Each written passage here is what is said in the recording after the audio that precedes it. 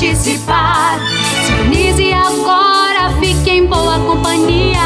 Em sua casa ou no trabalho, estamos juntos todo dia. Vem fazer a diferença. Essa rádio te convida a deixar a restauração entrar em sua vida e no seu lar, levando a palavra. Esse é o nosso compromisso, pregando sempre a verdade, ganhando almas para Cristo.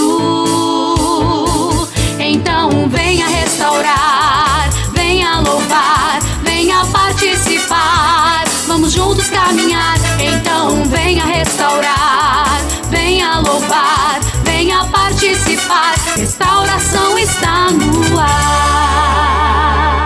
Meus amados, a palavra de Deus aqui está nos trazendo o resumo de tudo o que Deus quer que nós façamos como seus filhos, como salvos, como alguém que quer um dia morar com Ele no céu.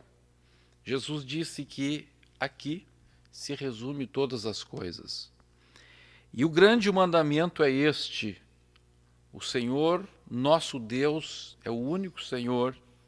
Amarás, pois, o Senhor teu Deus de todo o teu coração, de toda a tua alma, de todo o teu entendimento e de toda a tua força, como decorrência desta grande declaração de que o Senhor, nosso Deus, é o único Senhor. Ele tem que ser o único Senhor. E se Ele é o único Senhor, se realmente Ele é o único Senhor para mim, embora Ele seja para o universo, mas se eu quero aceitá-lo como meu único Senhor, a única maneira de que Deus possa ser, venha a ser melhor, o meu único Senhor, a única maneira de que Deus, no meu dia a dia, seja o meu único Senhor, que a minha carne, que as pessoas que estão na minha volta, que as circunstâncias, que Satanás, que o pecado, que nada disso se assenhore de mim, se eu realmente quero crer que Jesus é meu Salvador e confessá-lo como meu Senhor, e que esta confissão seja verdadeira, só existe uma maneira: é eu amá-lo de todo o meu coração, de toda a minha alma, de todo o meu entendimento e de toda a minha força. Do contrário, se eu não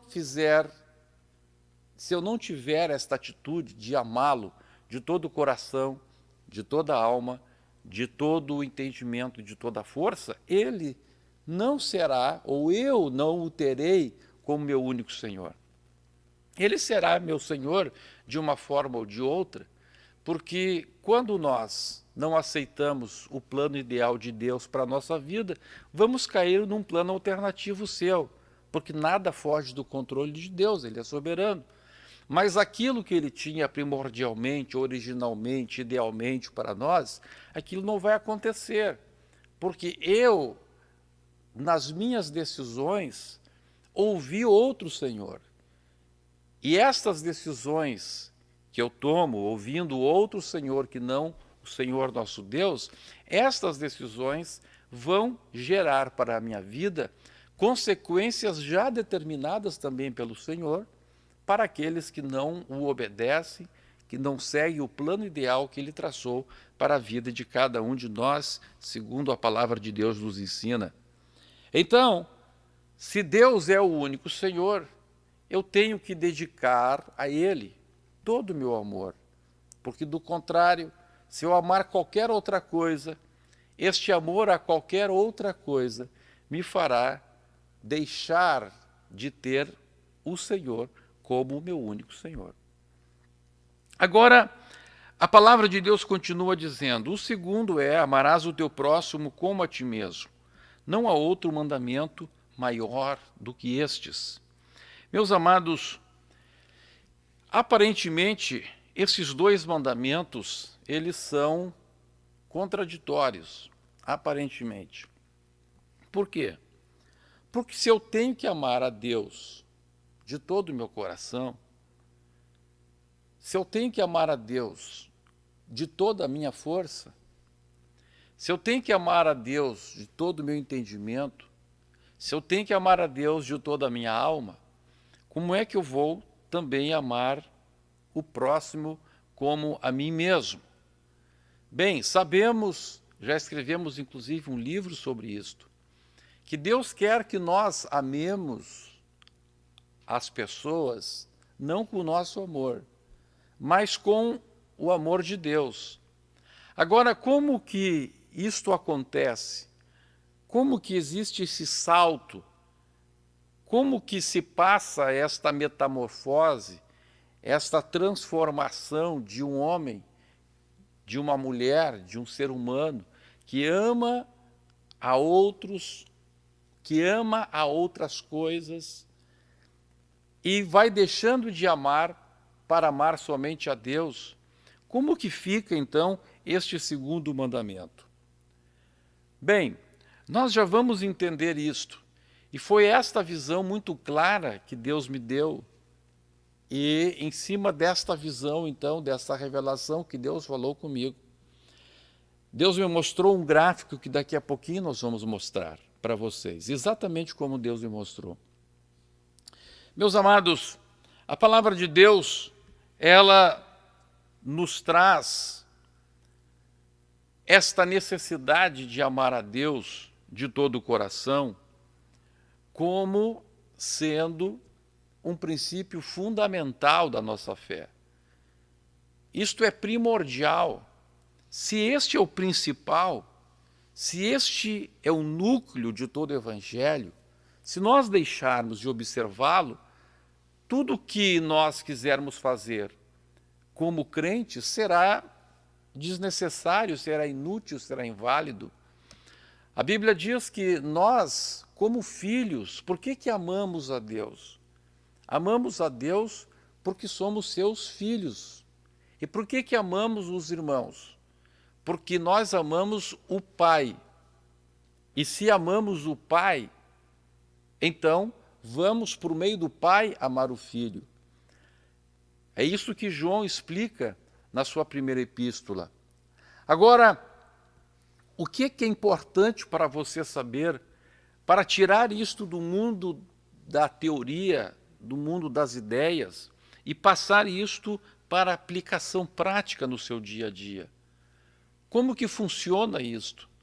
Como que Deus resolve esta aparente contradição de que eu tendo que amar a Ele de todo o coração, de toda a minha força?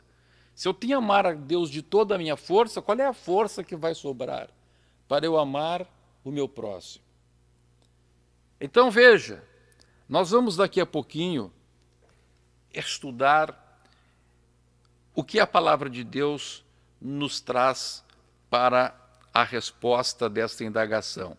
Eu gostaria de ler com vocês agora como que a Bíblia Sagrada mostra que são os seres humanos, especialmente nos dias em que nós estamos vivendo. Qual é o retrato que a Bíblia traz da humanidade, dos seres humanos que te rodeiam, dos brasileiros? Estou vendo aqui que temos pessoas da Itália, os italianos, os americanos, os portugueses, enfim. Vamos ver o que diz a palavra. 2 Timóteo capítulo 3, versos 1 até o 5, diz assim: Sabe, porém, isto, que nos últimos dias sobrevirão tempos trabalhosos, porque haverá homens amantes de si mesmos. Haverá homens amantes de si mesmos. Preste atenção no que diz a palavra. Haverá homens amantes de si mesmos. Eu estou lendo aqui agora na versão corrigida. Depois eu vou ler também na atualizada. Avarentos, presunçosos, soberbos, blasfemos, desobedientes a pais e mães, ingratos, profanos, sem afeto natural, irreconciliáveis, caluniadores, incontinentes, cruéis, sem amor para com os bons, traidores, obstinados, orgulhosos, mais amigos dos deleites do que amigos de Deus. Tendo aparência de piedade, mas negando a eficácia dela, deles afasta-te. Olha o retrato que Deus está trazendo-nos sobre como é a humanidade, como é o ser humano. Agora vamos para a versão atualizada. Diz assim, vamos ver na versão atualizada, 2 Timóteo, capítulo 3, verso 1 a 5. 2 Timóteo, eu tinha passado para o irmão imprimir, mas ele viu repetidas duas passagens e deixou uma de fora.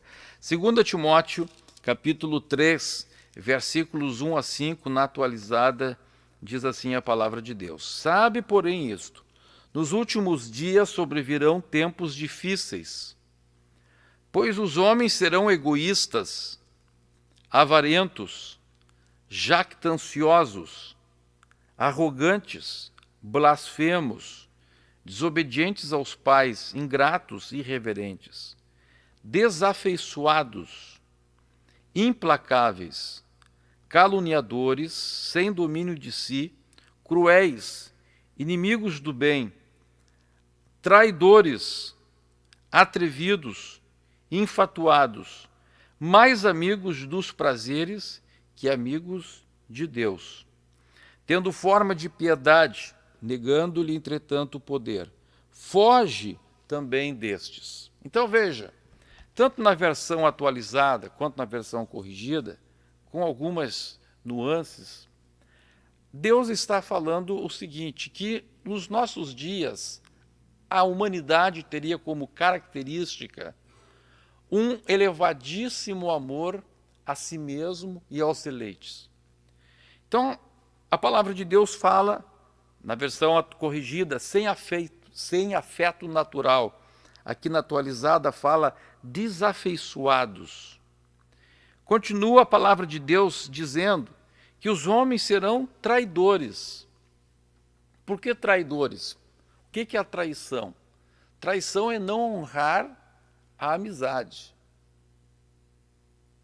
É quando o amor pela pessoa despreza, pela própria pessoa, que a pessoa tem por si mesma, despreza a mais elementar consideração em relação ao amigo, a seja quem for. Ele está disposto a trair o seu amigo em benefício próprio. Porque as pessoas traem outros? Traem outros em seu benefício próprio. Ou seja, quando são colocadas diante do valor fidelidade e do valor interesse próprio, eles esquecem totalmente a questão da fidelidade para com o seu próximo e optam, então, pelo seu interesse próprio. Eu me lembro de uma vez que eu tinha um amigo na vida profissional e aconteceu um fato que me trouxe um grande prejuízo. E então, quando eu chamei este amigo, que eu achava que era meu amigo, este fato que me trouxe um grande prejuízo, por via transversa, para ele, traria um benefício, ou poderia trazer um benefício. E quando eu disse para ele, olha, você pode me ajudar nisso, você pode testemunhar de que isto aconteceu dessa maneira, ele olhou para mim e disse, olha, me chamou de Dr. Humberto, olha, Dr. Humberto, eu quero lhe dizer uma coisa, eu sou muito amigo seu, e eu acho que o senhor está certo, mas entre os meus princípios e os meus interesses, eu fico com os meus interesses. Ele pelo menos foi sincero em confessar a sua cafajestice.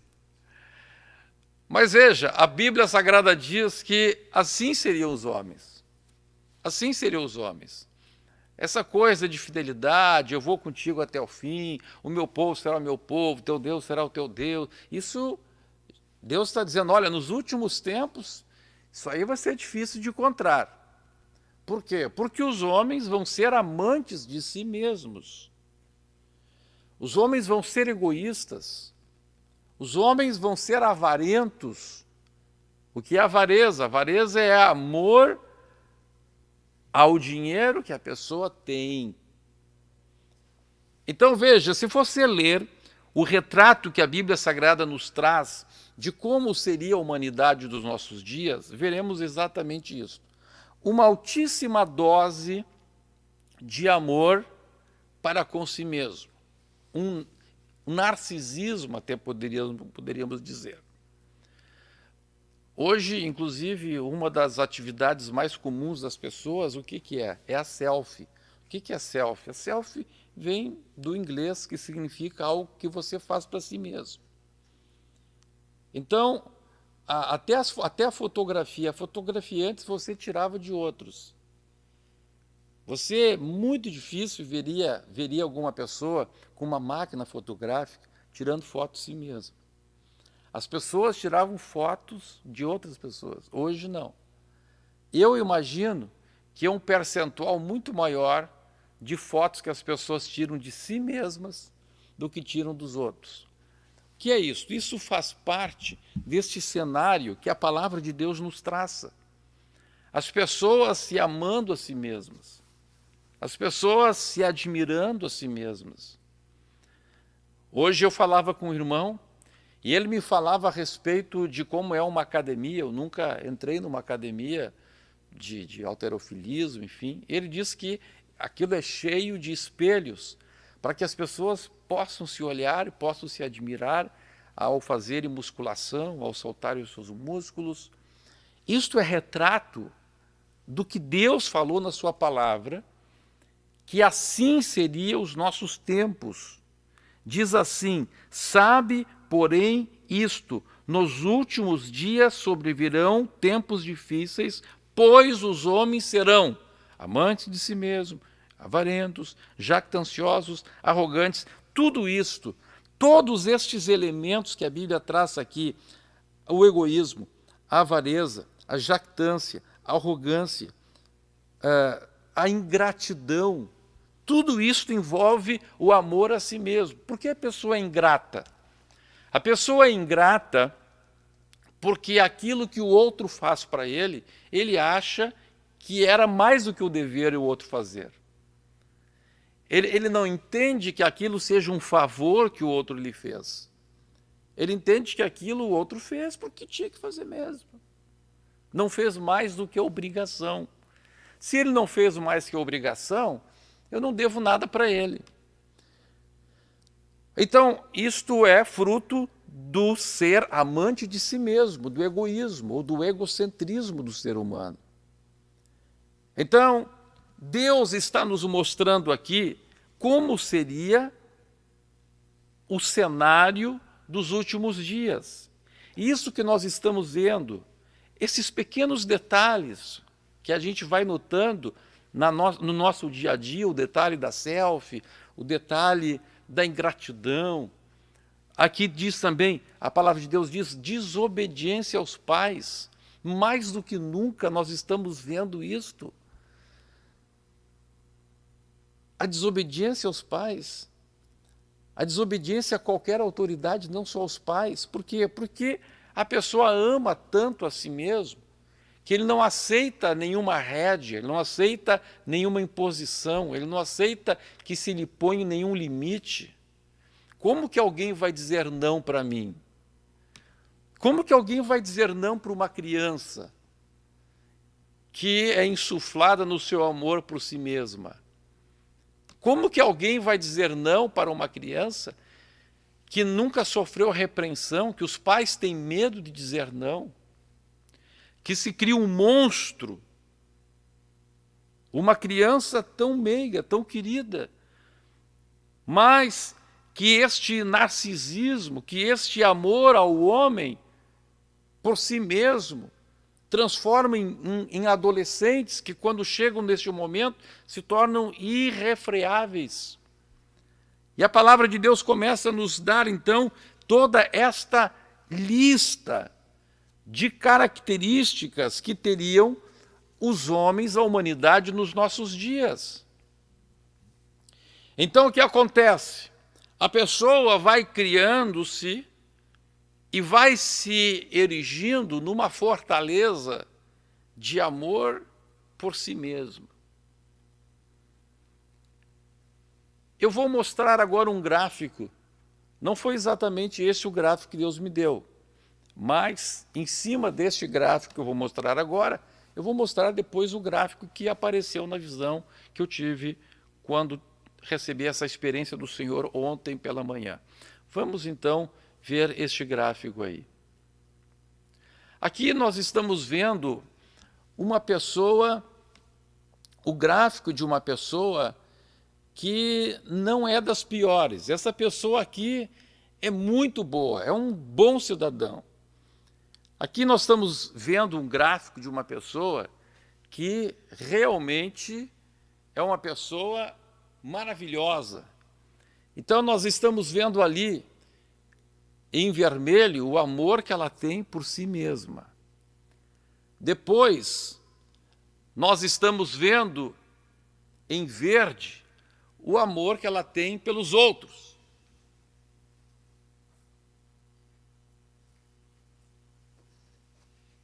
E agora, depois, então, nós estamos vendo em azul o amor que ela tem por Deus.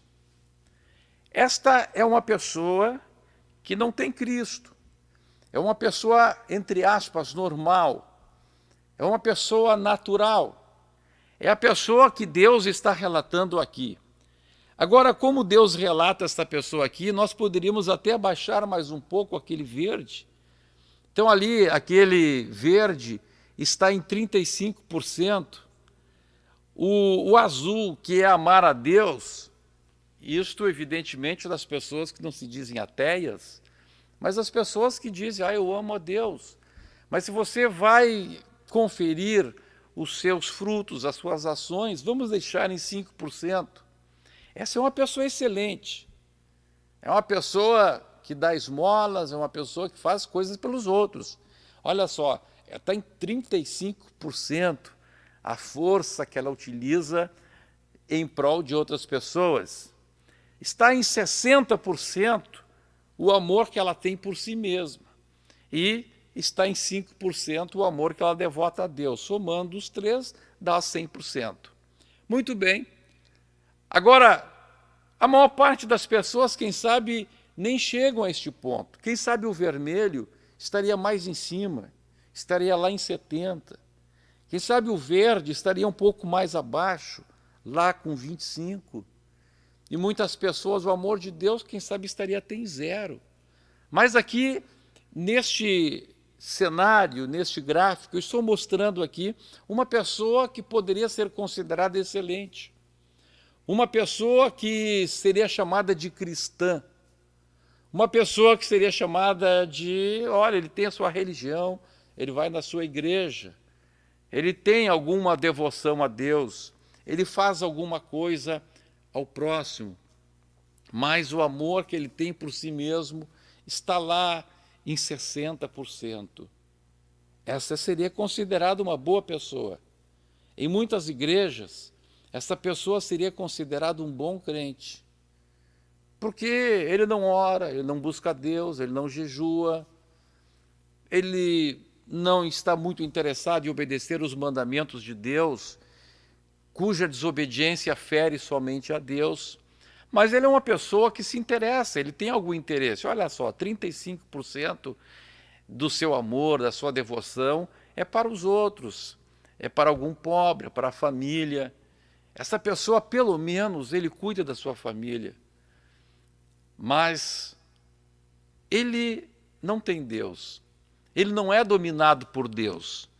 Ele está enquadrado neste cenário que nos mostra a sociedade natural de hoje, aquilo que normalmente acontece nos dias de hoje. Agora, você veja uma coisa, dentro desta situação, uma pessoa aceita Jesus. Imagine então que esta pessoa que tem 60% de amor por si mesmo, ou por si mesma. Ela consegue, porque é um bom cidadão, é um bom crente, é um bom membro de uma igreja, um membro de alguma organização religiosa, teve uma boa criação, consegue ainda se preocupar com seus próximos. Mas a sua devoção a Deus, a sua obediência a Deus está lá embaixo. Agora, de repente, essa pessoa aceita Jesus. De repente, essa pessoa nasce de novo. De repente, essa pessoa se encontra com o Senhor Jesus e o Senhor Jesus a transforma e ela se depara com este mandamento. Ela deve amar a Deus de todo o coração. Ela deve amar a Deus de todas as suas forças. Ela deve amar a Deus de todo o seu entendimento. Ela deve amar a Deus de toda a sua alma. Como que vai se dar esse processo? Como que alguém vai conseguir reverter a sua vida de uma forma tão brutal? Como que acontece isso? Então, por isso que o Senhor Jesus, ele nos mostra os dois mandamentos. Veja, se ser amante de si mesmo é algo condenável pela palavra de Deus, se ser amante de si mesmo é algo que Deus mostra na sua palavra, que não é algo de cristão. Agora, como é que eu vou amar o meu próximo? A palavra de Deus diz, tu vais amar o teu próximo como tu amas a ti mesmo. Então, o que Deus está dizendo? Deus está dizendo o seguinte, olha, quando tu aceitas o Senhor, quando tu vem para mim, pelo menos tu vai começar por isto. Pelo menos o teu amor que tu tem por ti mesmo, ele vai ter uma primeira limitação. A primeira limitação vai ser o amor que se tem pelo próximo. Vamos ao segundo gráfico agora. Foi esse gráfico que Deus mostrou para mim. Deus mostrou isso aí. E eu fiquei impressionado. Ali você está vendo, então, essa pessoa, ele tem lá 60% de amor por si mesmo. Ele é um amante de si mesmo em 60%. Você está vendo lá, do vermelho lá em cima. Essa pessoa ama o próximo, ela ama o próximo em 35%. Mas agora o que acontece? Agora ela tem um encontro com Jesus, ela está apaixonada por Jesus. Ela está encantada com o Senhor Jesus. Ela teve um encontro com Deus. Agora as suas forças, que antes eram direcionadas para amar a si mesma, e um pouco para amar o próximo, e quase nada para amar a Deus, as suas forças agora, na ação do Espírito Santo, começam a fazê-la a amar cada vez mais a Deus. E ela começa então a direcionar a sua devoção a Deus. E por que Deus me mostrou esse gráfico? Como é que se deu? Eu estava orando da seguinte maneira. Eu estava dizendo assim, Deus, por que é que nós não vemos os milagres que o Senhor quer fazer? Por que é que não acontece mais daquilo que eu sei que o Senhor pode me dar, que o Senhor pode fazer no meio do teu povo? Por que é que não acontece, Senhor, aquilo que o Senhor disse na tua palavra que aconteceria? O Senhor disse que nós faríamos coisas maiores daquelas que o Senhor fez.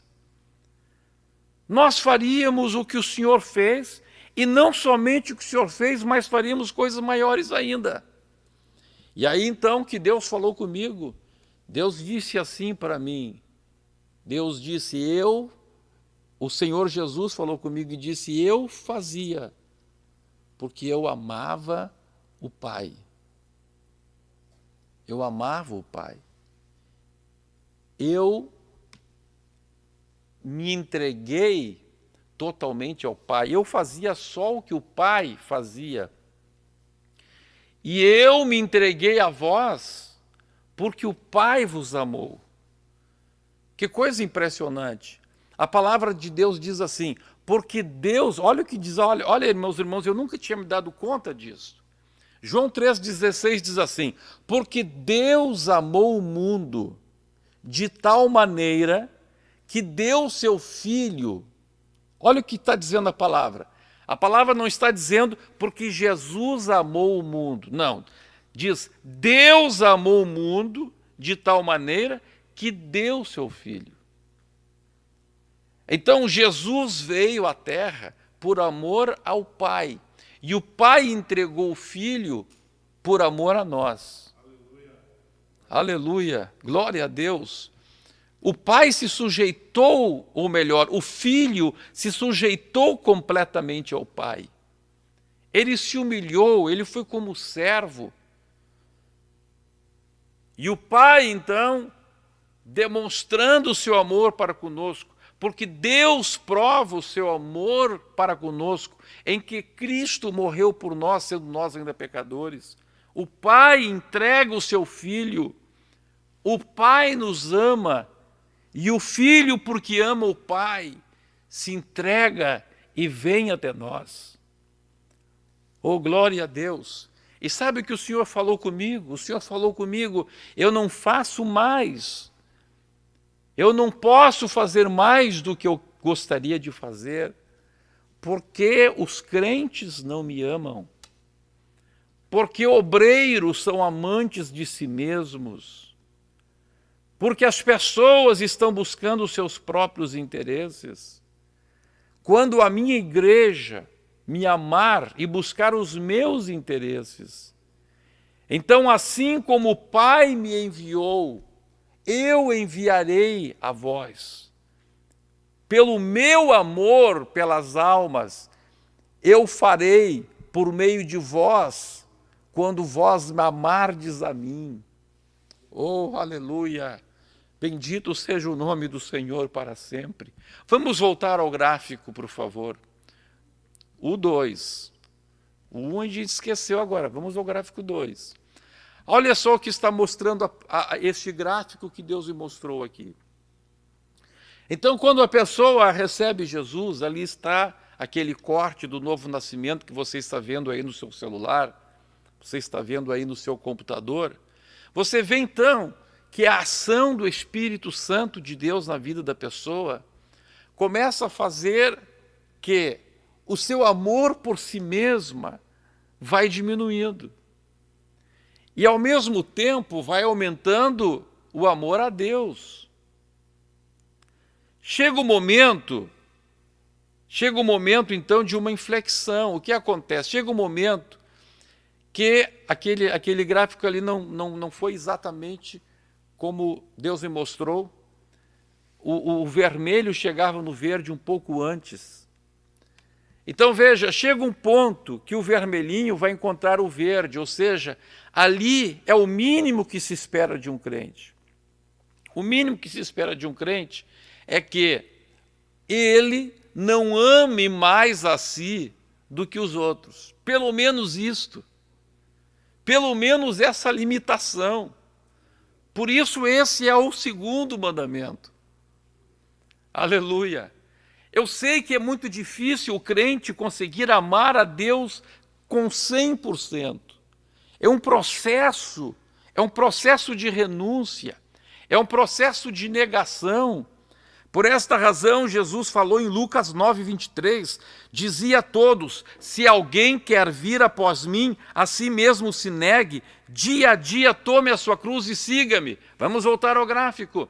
Ali você está vendo, então, nesse dia a dia de negação, nesse dia a dia de negar o amor por si mesmo, nesse dia a dia de negar o amor próprio, a pessoa, então, começa a direcionar o seu amor para Deus.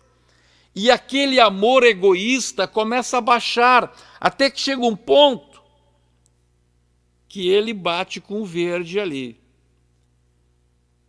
Este aí já é o crente que já está no caminho. Pelo menos ele já consegue submeter o seu amor por si ao amor que ele tem pelo próximo. Agora veja uma coisa, se Deus disse que eu e você temos que amar o próximo como a nós mesmos, mas esse mesmo Deus diz que nós não podemos ser amantes de nós mesmos, então conforme eu for amando menos a mim, e esse amor a mim é o limite do amor ao próximo, automaticamente a coisa vai diminuir também. E o amor a Deus vai crescendo cada vez mais. Você está compreendendo? Por que que muitas igrejas se esvaziaram da graça e da glória de Deus? Se encheram de pecado.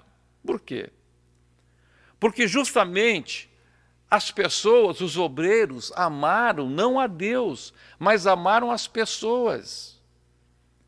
Amaram a carne, o pecado das pessoas, a fraqueza das pessoas. Então veja, vamos pegar o exemplo de Pedro. O apóstolo Pedro, quando viu acontecer na igreja em Jerusalém o pecado de Ananias e Safira, veja, que pecado Ananias e Safira fizeram? Ananias e Safira não mataram ninguém. Ananias e Safira não adulteraram. Ananias e Safira não roubaram ninguém. Ananias e Safira não prejudicaram ninguém. Quem é que Ananias e Safira prejudicou na igreja? Ninguém. Eles machucaram alguém? Não. Eles feriram alguém? Não. Eles feriram quem? Feriram somente a Deus. Se Ananias e Safira vivessem nos dias de hoje, seguramente não seriam repreendidos, até elogiados seriam, porque trouxeram dinheiro para a igreja. Mas a questão na igreja primitiva, a questão primordial do evangelho era amar a Deus. E o que Pedro disse? Pedro disse, olha, vocês fizeram algo terrível. Vocês não mentiram ao homem, mas vocês mentiram a Deus. Hoje, nas igrejas modernas, seria o contrário. As pessoas seriam castigadas se tivessem mentido ao homem. O pastor se sentiria ofendido. As pessoas se sentiriam muito chateadas, mas ele me prejudicou, ele me afrontou, ele me caluniou. Hoje, as pessoas dão muito valor para o pecado que fere as pessoas. Mas ali não, Pedro disse, olha, porque tu não mentiste aos homens, mas tu mentiste a Deus. Nós aqui estamos para servir a Deus, nós amamos Deus. Oh, aleluia. Pedro estava mais ou menos dizendo, em outras palavras, a contrário senso, era como se ele estivesse dizendo, se tu tivesses feito alguma coisa contra o homem, a pena seria outra, mas porque tu fizeste contra Deus. Tu tocaste na igreja, tu tocaste em Deus, tu tocaste no Espírito Santo. As pessoas são hoje muito coniventes quando alguém toca em Deus, quando toca na santidade da igreja, quando toca na santidade do nosso relacionamento com Deus. A palavra de Deus fala em duas qualidades importantes do crente. Especialmente Paulo trata muito bem isso em Tito. Ele fala que o crente tem que ser justo e o crente tem que ser piedoso. Qual a diferença entre ser justo e ser piedoso? Ser justo é ser correto na relação com os homens. Isto é, ser justo. A palavra justo ali significa correção no relacionamento com os homens. Mas piedoso significa ser correto no relacionamento com Deus. O que as pessoas levam muito a sério hoje, a questão de ser justo uns para com os outros. Perfeito. Mas quando se fala em piedade, isto está cada vez mais cafona, está cada vez mais fora de moda. Aqueles crentes que pensam na piedade são chamados de quadrados, são chamados de ultrapassados, são chamados de crentes apegados em costumes. Por quê? Porque a questão de amar a Deus está caindo em desuso. Isto não é mais importante. Olhe os hinos que estão sendo feitos hoje. Grande parte dos hinos que são feitos hoje são hinos chorosos para explorar o sentimento que as pessoas têm de estarem sendo injustiçados, de estarem sendo preteridos. O ego das pessoas é tão grande que hoje quase todas as pessoas se sentem preteridas, se sentem injustiçadas, se sentem deixadas para trás. Por quê? Porque eu mereço mais. São ingratos. Ao invés de serem gratos a Deus por aquilo que receberam, ao invés de ser gratos à igreja, gratos aos irmãos, gratos aos pais por aquilo que receberam, são revoltados por aquilo que acharam ou acham que deveriam ter recebido. Que miséria! Que miséria! Ou então, os hinos são para glorificar a pessoa. Você é grande, você é poderoso, você é vencedor, você vai pisar na cabeça dos teus inimigos, eles vão ver quem que você é. Só esse tipo de hinos. Hinos que adoram a Deus, hinos que dizem que somos servos, que temos que negar a nós mesmos. Aleluia! Como é bom nós cantarmos, sim, eu amo a mensagem da cruz, até morrer eu a vou proclamar. É essa a mensagem que você quer? Esta é a mensagem de quem ama a Deus. Este é um hino de quem ama a Deus. Eu amo a mensagem da cruz. Eu amo a mensagem da renúncia. Eu amo a mensagem que o Senhor traz para mim, mostrando-me que se eu quiser um dia chegar no céu, eu não posso amar a mim mesmo. Oh, aleluia! Oh, glória a Deus! Vamos voltar ao gráfico? Vamos voltar ao gráfico. Olha ali o gráfico, está mostrando para nós. Chega um ponto, então, em que há aquele cruzamento ali. E aquela pessoa, então, agora ele já está conseguindo amar a Deus mais do que a si mesmo. Ele já está conseguindo amar a Deus mais do que todas as coisas aqui na terra. E ele vai subindo, até que ele chegue em 100% do seu coração.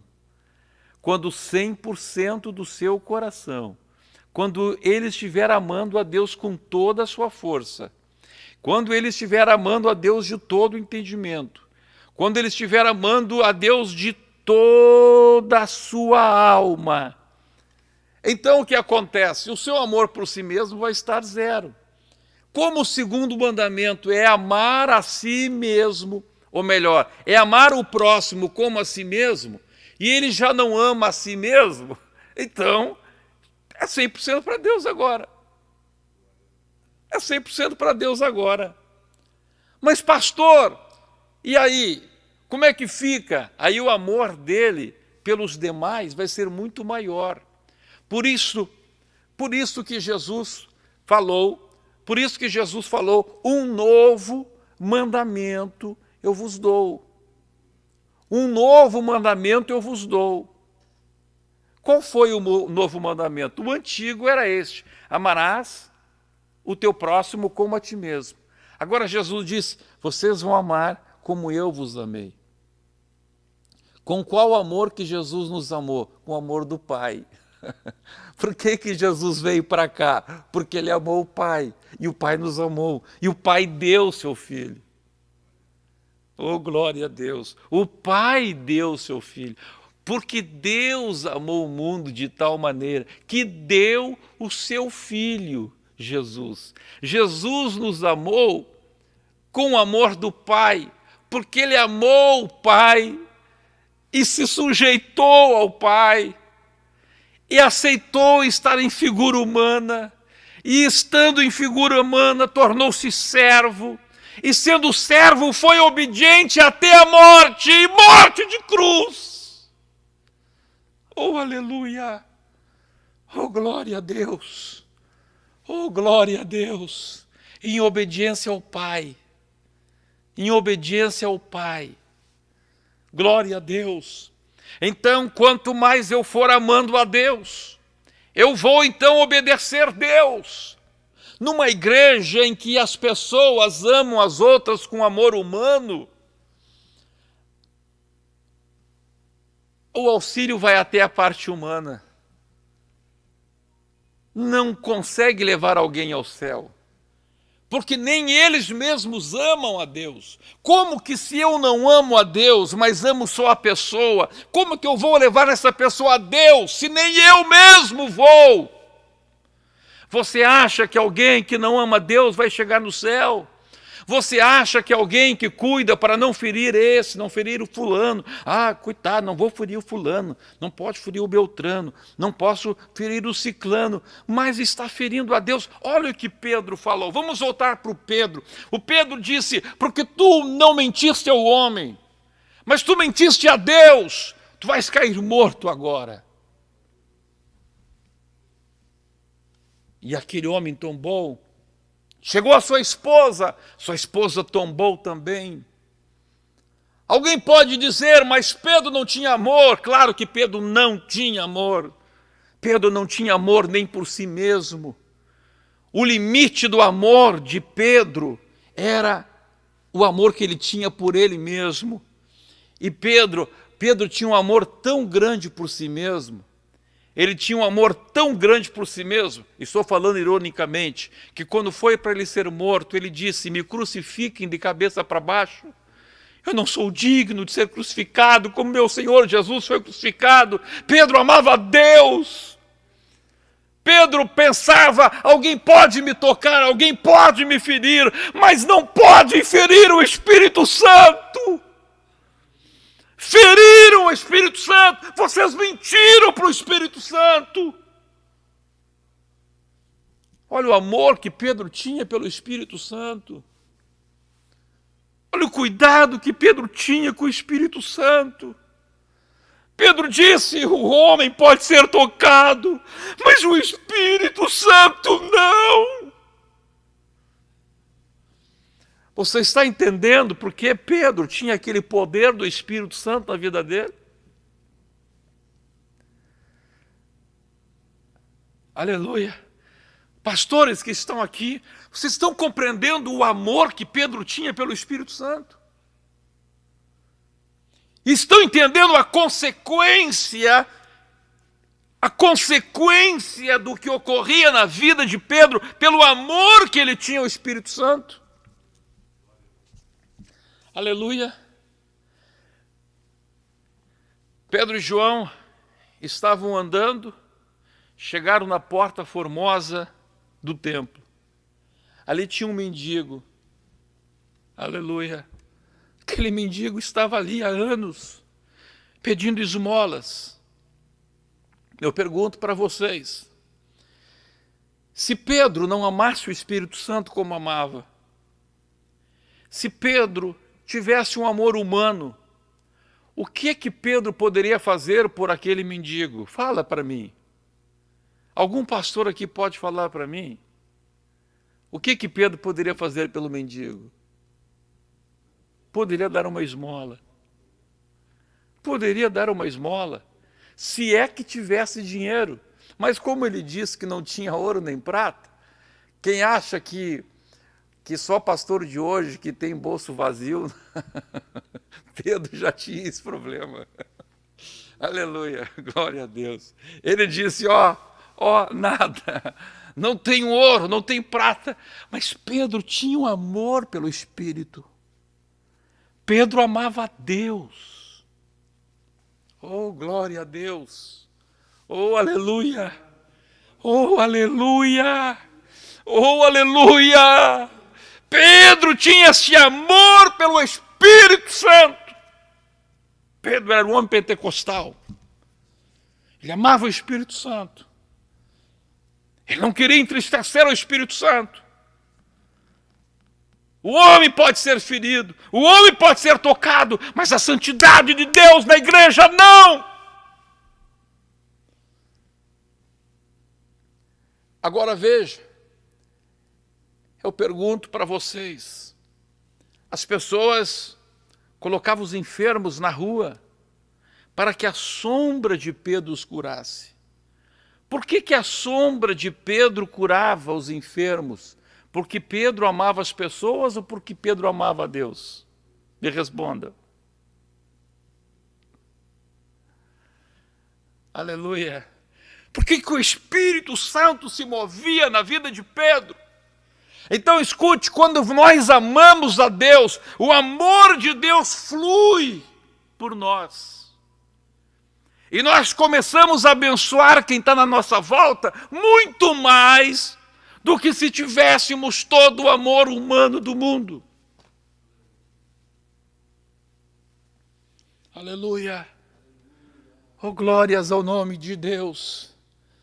Glórias ao nome de Deus. Eu tenho falado, nós estamos nessa brigada contra a morte. E nessa brigada contra a morte, nós estamos trabalhando, estamos orando, estamos agindo também. Estamos distribuindo termômetros, estamos distribuindo oxímetros. E quando distribuímos isso, será que nós pensamos, temos a ingenuidade ou a soberba de achar que a nossa ação humana vai resolver o problema do coronavírus no Brasil? Claro que não. Mas é a nossa obediência à palavra. Estamos fazendo isso por amor a Deus, porque Jesus disse, quando vocês visitaram o enfermo, este pequenino meu, vocês visitaram a mim. Nós não estamos olhando para o enfermo, nós estamos olhando para o Cristo que está ali. Jesus disse, eu estarei ali. Vocês vão estar fazendo para mim. Oh, glória a Deus. É este amor por Deus que faz milagres. Oh, glória a Deus. É este amor pela santidade da igreja. O Espírito Santo, ele é santo. Ele não pode ser tocado, ele não pode ser entristecido. Ele não pode, nós temos que amá-lo. Eu estou convidando pastores, obreiros, membros da igreja, vamos amar o Espírito Santo de Deus. Vamos amar a santidade de Deus na igreja. Vamos amar a palavra de Deus. Aleluia. A palavra de Deus é a única manifestação visível de Deus na terra. O Espírito Santo é invisível, a presença de Deus é invisível. A única coisa que é visível, a única coisa que é Deus, a palavra de Deus diz que o verbo, no princípio era o verbo, e o verbo estava com Deus, e o verbo era Deus. A única manifestação física que temos na terra de Deus é a palavra. Então temos que amar a palavra, não amar o papel, mas amar a Escritura, o que está escrito, não idolatrar o papel, beijar ou rezar diante de uma Bíblia, não. O que está escrito dentro dela, o verbo de Deus, a palavra de Deus, a manifestação de Deus, temos que amar. Isto é amar a Deus. Quando desprezamos a palavra, Quando dizemos que alguma coisa não é para cá, não é para o nosso dia, que isto não precisamos obedecer, quando deixamos de aplicar a palavra em alguém por dizermos, coitadinho dele, né? Pobrezinho dele, estamos permitindo que o Espírito Santo seja tocado, seja entristecido, que a santidade da igreja seja maculada. Aleluia! Nós somos ministros de Deus para tirar as pessoas do erro e não para apoiar as pessoas no seu erro. Glórias ao nome do Senhor. Se amarmos as pessoas com amor humano, bateremos nas suas costas e diremos, pode continuar assim que eu dou um jeitinho. Mas se amarmos a Deus, diremos para a pessoa, você não pode tocar em Deus, você não pode mexer na santidade de Deus, arrependa-te do teu pecado. Vamos tirar as pessoas do erro. Vamos mostrar para as pessoas que erro é erro, que pecado é pecado. Oh, glórias ao nome de Jesus. Vamos nos incomodar com isto? Claro que sim. Claro que sim. Vamos nos incomodar. Aleluia, eu tenho certeza que Pedro se incomodou. A Bíblia não registra tudo. Eu tenho certeza que muita gente se escandalizou com Pedro. Eu tenho certeza que muita gente, quem sabe ímpios, falaram mal de Pedro. Que igreja é esta? Que igreja de amor é esta? Olha, o homem lá pegou e fulminou 2 membros da igreja. Mas veja, a Bíblia Sagrada diz que depois que aquilo aconteceu, veio o temor de Deus na igreja e os milagres começaram a acontecer de forma tremenda. Oh, glórias ao nome do Senhor! A glória de Deus se manifestou na igreja.